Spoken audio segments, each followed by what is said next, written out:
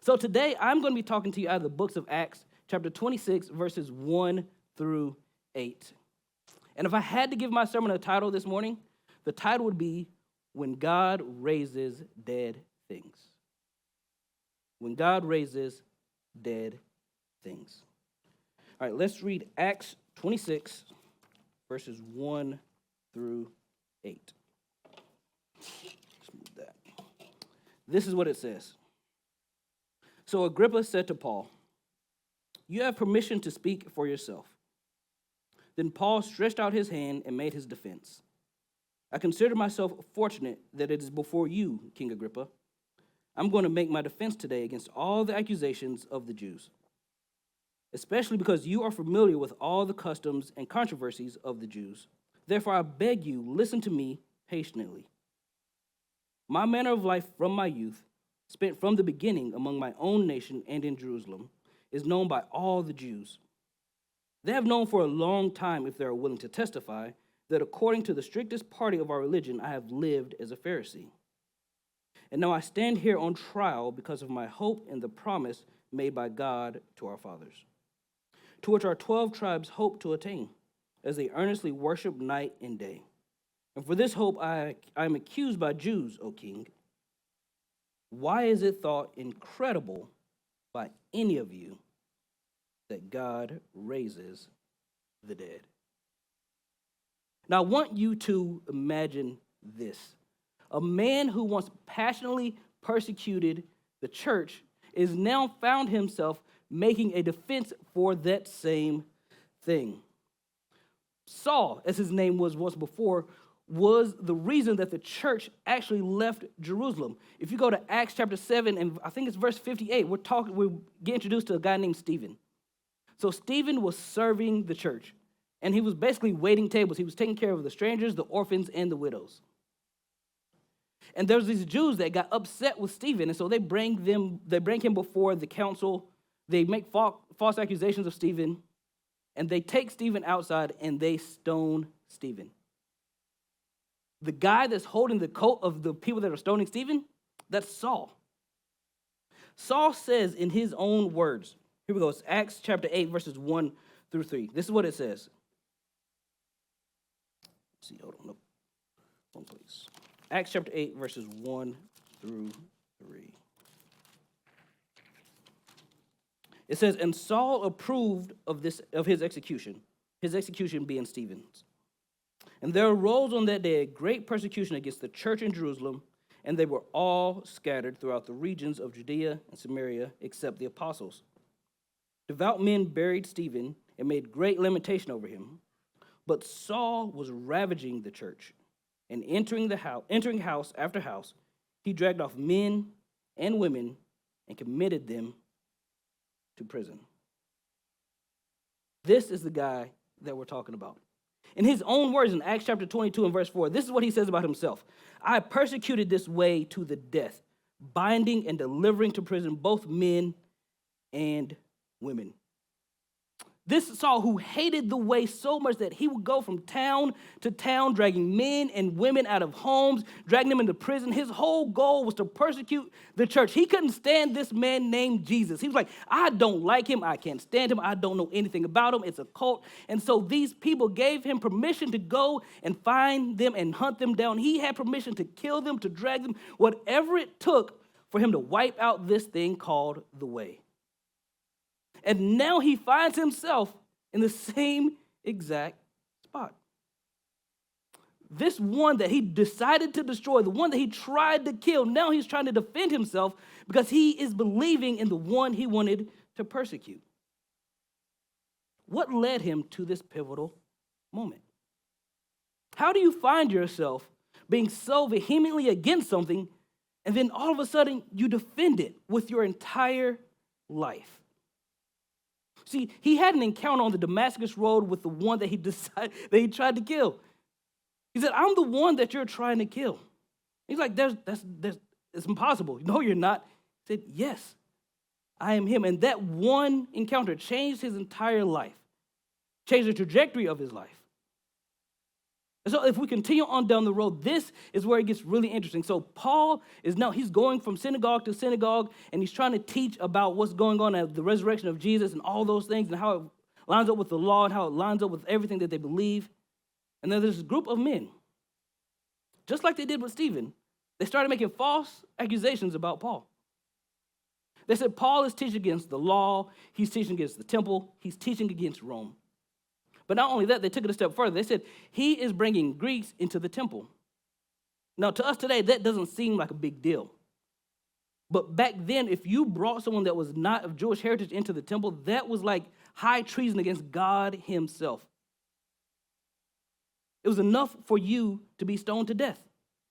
And so Paul finds himself in the same exact situation that Stephen was in. And he has to make a defense for himself. See, he gets into this place where they made all these accusations, and the place is in an uproar. It said so much so that they drug Paul out and they beat him. And it got so bad that the Romans got alerted to it because the city is in an uproar. And so they send guards to go and arrest Paul, not to send him to jail, but to save his life. And so they arrest Paul, and they're trying to make sense of what's going on, and they can't make sense of it because the crowd is screaming, "Away with him, away with him." They wanted to murder Paul. And so they drag him off, and he's in a prison, and they're trying to understand what's going on. So he has to make a defense against a guy named Festus and Felix. They don't know what's going on. Like, Paul, you're not making any sense to us. And this is how we get to Acts chapter 26. So Festus has this friend named King Agrippa. Now, King Agrippa is a very interesting character because he was a Jewish king at the time, but he also had a very interesting relationship with Rome. So this is where we find Paul. And what's interesting about this is that this was the case of the century. It's one of those cases where even if you didn't want to know about it, you would hear about it. Kind of like today, the Diddy trial. If you know, you know. You don't really want to know about it, but it's everywhere. It would have been that kind of trial. And it's in this atmosphere, this tense atmosphere, that Paul makes this bold statement. Why is it thought incredible by any of you that God raises the dead? Now, I'm sure you could have heard an audible gasp in that room, because not only is he talking to Jews, he's talking to the Roman Empire as well. So he's making this outlandish claim. And it's no accident that Paul said what he said. The Greek word for what he said when he says raises is called erge. Now, erge is a verb that means not only to raise from the dead, but to awaken, to stir, to bring to consciousness. See, Paul isn't just talking about resurrection. He's pointing to a divine awakening, a divine moment. And that subtle choice speaks volumes. See, this Greek word is in the present tense. And what that means is that it doesn't indicate a one-time action. It's not Paul saying God used to raise people from the dead. He's not pointing to something that God used to do.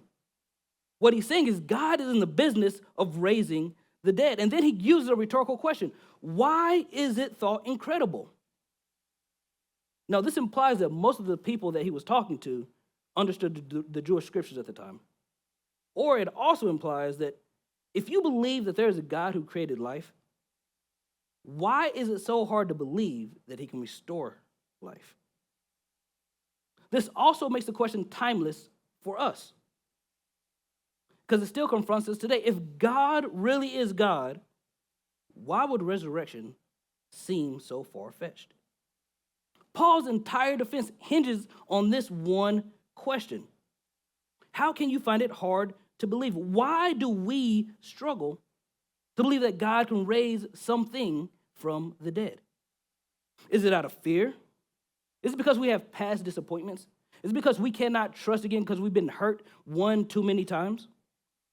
Or maybe it's because we've grown accustomed and we've lost hope. But I also wonder, could it be that we have been conditioned by a culture of control? Could it be that we've traded wonder for certainty or mystery for analytics? And I'm a data guy. I love analytics. It's what I do day in and day out. But that takes the mystery out of it. Have we gotten to the point where we want to understand God so much that we want to put him in this box, that we have not left room for mystery or wonder? Why is it hard to believe? So as we look at Paul's question, I believe there's two things that it reveals to us. And the first thing that it reveals is the human tendency to limit God. The human tendency to live in God. See, Paul's statement, why is it thought incredible by any of you that God raises the dead, strikes at the core of the human doubt. At first glance, it seems like a simple theological question. But beneath it is something deeper than that. And it's our tendency to limit God based on our own experiences, our own feelings, our own expectations. And as I said earlier, Paul is addressing this group of people. And what makes this group of people so interesting is the Jewish leaders there. You have the Pharisees and the Sadducees. We hear a lot about the Pharisees. We hear a little bit about the Sadducees in scriptures, but the Sadducees played a really big part. So the Pharisees, where Paul comes from, they believed in the resurrection. They believed in life after death. They read the Torah, so they're like, yes, there's life after death. The Sadducees, they read the same exact Torah, but they didn't believe in life after death. They didn't believe that there's any resurrection of the dead. But then you have the Roman leaders. Now, the Roman leaders, they were influenced by Greek culture, so it was a lot of rationalism. And they found the idea of resurrection, they found it absurd. Like, are you telling me that there is something after death? For them, death was certain. That's what gave them their power. That's how they were able to terrify their people. We are going to snatch your life from you if you disobey Rome, because there's nothing after death. So that gave them their power. And Paul is sitting there and he's telling them there is so much more after death.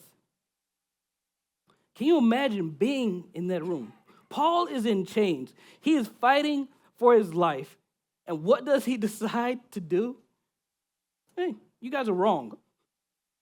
I can't be in that situation. I don't know if I would have said that.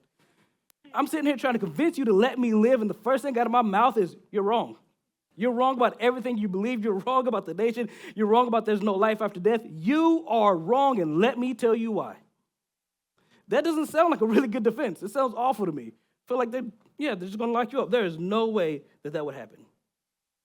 But see, Paul isn't just making a theological point. He's confronting a mindset. How can you believe such a thing? And he's challenging his audience to consider that they might be wrong.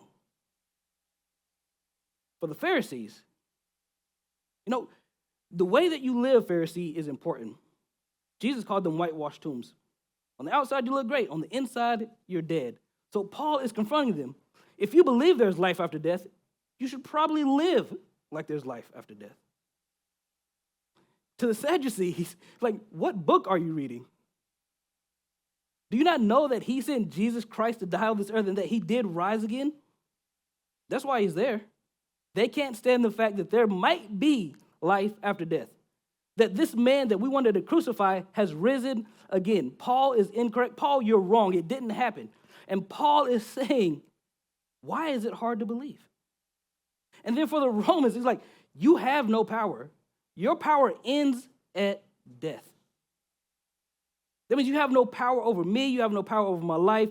I decide what I want to do, because in the end of the day, when it's all said and done, death is not the end. Death is just a pit stop. So can you imagine what they're all feeling at this moment? They've all got to be on pins and needles. They're like, Paul, you're supposed to be defending yourself. What are you talking about? And today we might not explicitly deny that God's ability to resurrect, but we often act as if certain situations are beyond his reach. Relationships that break down, jobs that we lose, dreams that we allow die, when our finances collapse, we find ourselves saying, it's over. God, you can't do anything with this.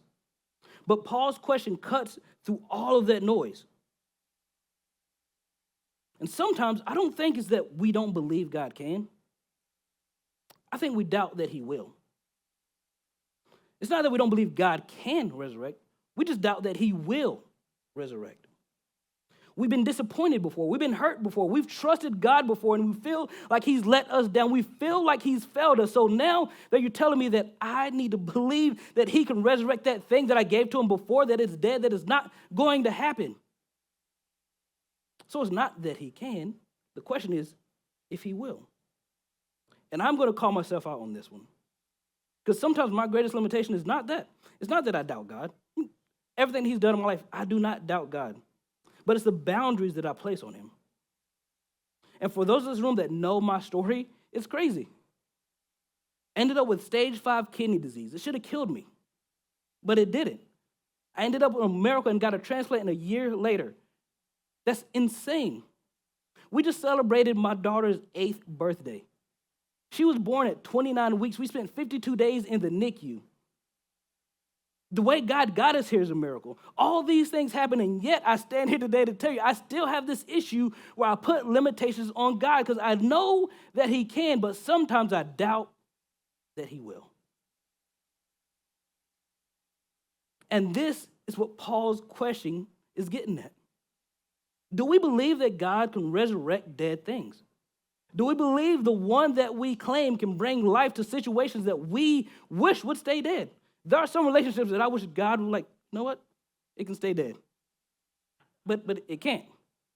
There are certain things that happen in my life that I wish God would allow to stay dead. But he won't, and maybe it's for my peace. Maybe it's because I think it's better that way. But God has a funny sense of humor of not letting dead things stay dead. And so why is it hard to believe that God can resurrect dead situations? So Paul's question not only reveals our human tendency to doubt God, I think it also shows something else. If you look at Acts chapter 26, verses 6 through 7, before he gives them the question, he takes them back to God's history. And so Paul's question reveals God's history of raising the dead. Acts 26, verses 6 through 7 says this, "And now I stand here on trial because of my hope in the promise made by God to our fathers, to which our 12 tribes hope to attain as they earnestly worship night and day. And for this hope, I'm accused by Jews, O king." See, God raising the dead is not a one-time miracle. It's not a one-time thing. Throughout Scripture, God has shown that his power is not limited by death. So Paul wasn't presenting a new idea. It's not something that he just pulled out of the air. He was pulling on God's history. And here's the thing about Paul. He knew his audience. He knew that they knew the history of the Jewish people. Most of the people in the room knew what he was talking about. And he was letting them know, in case you forgot what I'm talking about, in case you forgot who we're talking about, let me remind you of a few things. Like Daniel chapter 12 and verse 2, where it says, "Many of those who sleep in the dust of the earth shall awake." Or Isaiah 26 and 19, where it says, "Your dead shall live, their corpses shall rise." Paul isn't inventing something new. He's reminding them of who the one is that they're talking about. It's not impossible that he raised Jesus from the dead. It's the fact that you don't want to believe that he raised Jesus from the dead, because if you believe it, then that changes everything. It changes the way you live. It changes the way you walk. It changes the way you talk. It changes where you go. It changes what you do. It literally turns your life upside down. And why does Paul know this? Because it did the same exact thing for him. So why do we find it hard to believe that God can resurrect dead things? But I'm not even going to stop there. Let's look at Ezekiel. Ezekiel, he's in the valley of the dry bones. And God brings Ezekiel to this valley, and they're full of, which is wild to me, number one, a valley of dry bones. And God says, can they live? Ezekiel, being smart, said, God, you know. I don't know if they can live. And said, yes, they can live. And he turns them into a mighty army. But we're not even going to stop there. Let's talk about Lazarus. Lazarus, Jesus' best friend, he is dead. He's been dead for days. Jesus shows up. Mary and Martha's brother. Jesus is going to the tomb, and they stop and they said, Jesus, there's no reason to be here. He stinks. Which means he's been there for a long time, Jesus. You should have got here earlier. He's dead. He's not coming back to life. And Jesus spoke to Lazarus, and Lazarus comes out of that grave. But he didn't even stop there. What about Jesus' resurrection himself? You see, Jesus is sitting here on this cross. He is dying. They are beating him. They're like, you're dead. You're done. Jesus does two interesting things to me. Number one, he looks up to heaven and he says, Father, forgive them, for they don't know what they do. That wouldn't have been me. God, kill them all. Kill them all. There's no way that would have been me. But he said, God, forgive them, for they don't know what they do. And then the second thing, which always surprises me, he said, Father, in your hand, commit my spirit. And I think Jesus did that for two reasons. One, the amazing trust he had in his Father. See, he was on a mission here. He knew that his goal was to die. But he had to put his trust in his Father that he was going to raise him from the dead. Jesus committed his spirit to the one that can raise him back to life because he knew that death is only a pit stop. It's not the end. So you might be here with a dead situation today, but I can guarantee you that it is not the end if you put your trust in the one that can raise dead things back to life. So that's Paul's question. Why do we find it hard to believe that God can raise dead things? After being crucified and rose from the grave, Jesus presented himself to Paul. You got to think that Paul wasn't even anywhere near this time, right? Paul was studying to be a Pharisee. He was the strictest sect. He didn't know anything about Jesus. He didn't care anything about Jesus. It was none of that. But Paul, who was on his way to persecute the church. Got to think about this. I won't say God's number one. He'll be number two. Devil's number one. Paul is number two. I'm saying Paul's whole goal was to wipe out. If it was your family, if God had a family, just one line, Paul's whole goal is to wipe it out clean. He didn't want any existence left of the name of Jesus. It was impossible. Because for Paul, how can dead things live again? And the interesting thing about Paul's entire journey, and he reminds the people, he says, you got to remember, I was a Pharisee of Pharisees. Like, I was the number one Pharisee. I grew up in the strictest of our religion. So it would have been, if it was impossible for anybody to meet Jesus on a random road on his mission to kill Jesus' church, it should have been Paul. Because he knew the scrolls. He knew the Torah. He was raised strict. That means he didn't do anything outside of what he was supposed to do. Number one, they don't make kids like that. I don't know how he did that. But number two, he committed his entire life to a different way of life. And he meets the man that he was trying to kill. All of this is back behind that question. That question has history. And they're all sitting in that room. And he says, you all know this. You all know this about me. So why do you find it impossible? You all know where I come from. You all know who I was. You knew what kind of mission I was on. And yet here I am before you saying that he raises dead things, that Jesus that we thought was dead is alive. And if he can do that, what can't he do? What can't he do? And I'm curious, what if God's track record is not meant to just be historical? What if it's to build our faith? What if it's to build our faith about those dreams that we've allowed to die? Or those situations we thought we would allow to define us?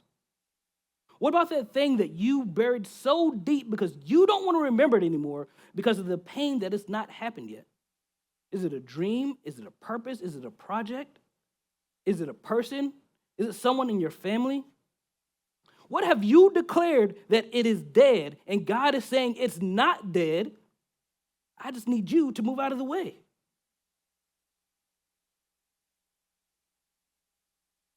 God has a way of bringing dead things back to life. And Paul knew that. But how do we embrace that today?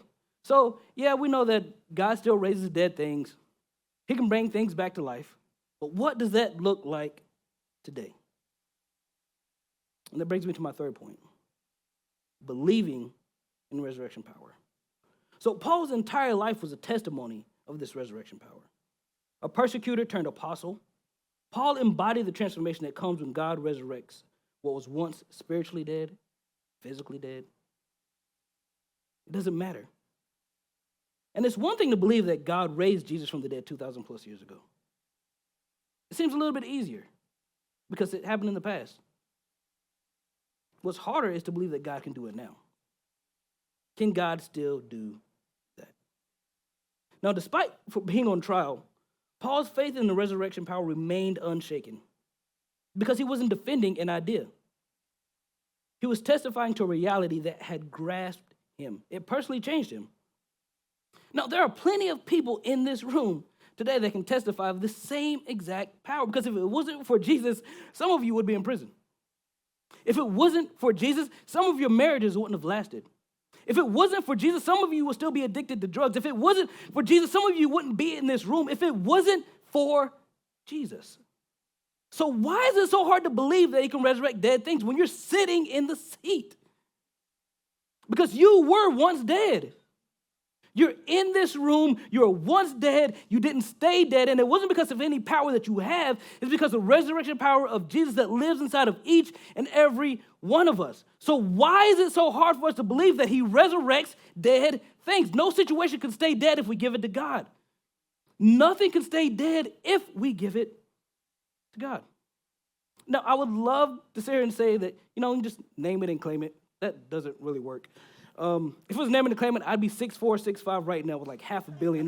But as you can see, that it doesn't work that way. It doesn't happen like that. But I do believe there are 4 steps that we can take to help us believe in the resurrection power. Before I get there, because I sure did skip this, and I wanted this one exactly for Rob. Theologian William Lane Craig says, the resurrection is not just a historical event to be commemorated, but a present reality to be lived. This one's for you, Rob. Martin Luther put it this way. The cross is the victory. The resurrection is the triumph. The resurrection is the public display of the victory, the triumph of the crucified one. Every believer here is a testimony to the resurrection power of Jesus Christ. Here are the 4 things that we can do. Number 1, believe again. Just simply acknowledge where you are with your faith. Sometimes our faith does grow stagnant. It happens. It happens to the best of us. We're not superheroes. We are normal people living an everyday life. And Laura got up here earlier and said, life is hard. Sometimes life is just life, and it's awful. So just believe. Again, there's this wonderful story in the New Testament where this man comes to Jesus, and Jesus says, do you believe I can do this? And the man said, yes, I do. But also, would you please help my unbelief? Jesus knows there's moments where it's just hard for us to believe. Sometimes we are beat down by life. Sometimes the situations call for that. But just believe again. Number 2, speak life. And like I said, it's not name it or claim it. We're not doing that. That doesn't work. But Proverbs 18:21 tells us that death and life are in the power of the tongue. So be careful how you speak over the situations in your life. Number 3, pray. Ask God to restore what seems to be dead. Ask God to give you faith to believe that he can do those things again. Is there something you've been holding on to that you've been scared to pray about? Maybe because you've been hurt. Maybe you started that business because you felt like God told you to start that business and it failed and you're scared to start again. Maybe it's that relationship that you've worked so hard at and today you're like, I'm just going to let it go. I'm not going to do it ever again. God's saying, don't let that stay dead. I don't know what it is for you. Just pray. Ask God to do what only He can do. And number 4, walk in faith. Just step out. It sounds crazy, but sometimes all it takes is that first step. When we moved to Florida, 2017, jeez. Do you know what I did? October 14th, 2017, I hopped in a car and drove all the way from Indiana to Florida. Number 1, that's stupid. Never do that again. But number 2, it was just a step of faith. We felt like God was calling us to do something neither one of us wanted to do. We're like, God, why would you pull us away from our family, our friends, the house that we had? Like, he yanked us out of everything. And it was simple. I didn't know how we were going to get there. I didn't know anything. All I knew was, you got to get in the car and go. Man. And so that's what we did. And that one step changed our life. Literally changed our life. And all it took was me stepping out on faith.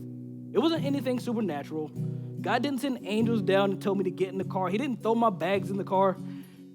It was just me stepping out. God, if this is what you're saying, I'll do it. No idea, no plan but getting here. And God took care of the rest.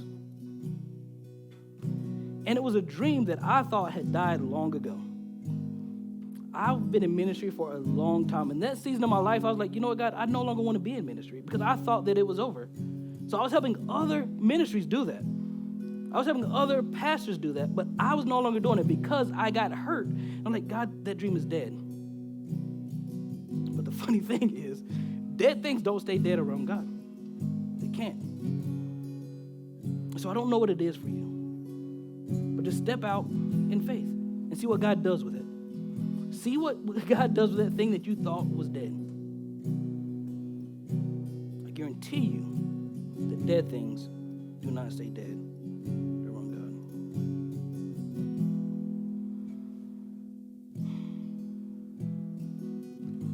It's amazing to me that we have a God that is so personal. It's amazing to me that we have a God that is so faithful, so consistent, so loving, so kind, and so patient that He allows us the opportunity to bring things that we thought were dead to Him. Things that we have given up on. Things that we have forgotten about. Things that we've cried about. Things that we don't even want to remember. That God loves us enough to be patient with us enough, to be kind to us enough, to not allow those dreams, those visions, those people, those things to stay dead. That's amazing to me. That the God of the universe, who holds all things in His hands, cares enough about me, enough about you, that one thing that you thought was dead, and hold it in the palm of His hand and bring it back to life.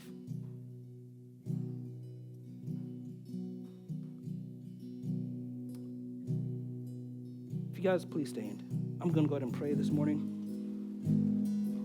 And the prayer is going to be simple this morning. I know sometimes it's easier to believe for other people. Like, I can believe for somebody else's healing. I can believe for somebody else's marriage. I can believe for God to provide for somebody else. But this morning, my prayer is that you're going to believe for you. Because Romans chapter 8 tells us that same Spirit that rose Jesus from the dead lives inside of us. That same Spirit that rose Jesus from the dead, the same Spirit that brought Him back to life, the same Spirit. It didn't say same kind, it said same Spirit. lives in you. That doesn't mean you're going to go out here and walk on water or bring somebody back from the dead. But what it does mean is that if you can take that step of faith and believe for you, that same Spirit can raise that thing that you thought was once dead. God, I thank you so much that you love us enough, that you care for us enough. Those dreams, those desires, those passions, God, those things that we thought were gone, those things that we thought were dead, don't have to stay dead. So I pray for everyone in this room this morning, God. I don't know what that dead thing is. I don't know what that looks like, but God, you do. God, it can be a relationship that they thought would never last. It can be because of the job that they lost. It can be the opportunities they thought they missed out on. It can be that hope that they once had. Whatever it is, God, this morning I pray that that same Spirit that lives in us would reignite that dream, that would breathe life into that again. That the same God that raised Lazarus from the dead, that brought life into those dry bones, that spoke light into darkness, would move in this room this morning. And God, we know it's not because of who we are, it's simply because of who you are. So we give it to you this morning, God, because we know that you are faithful, you are just, and that you love us. It's in your name I pray.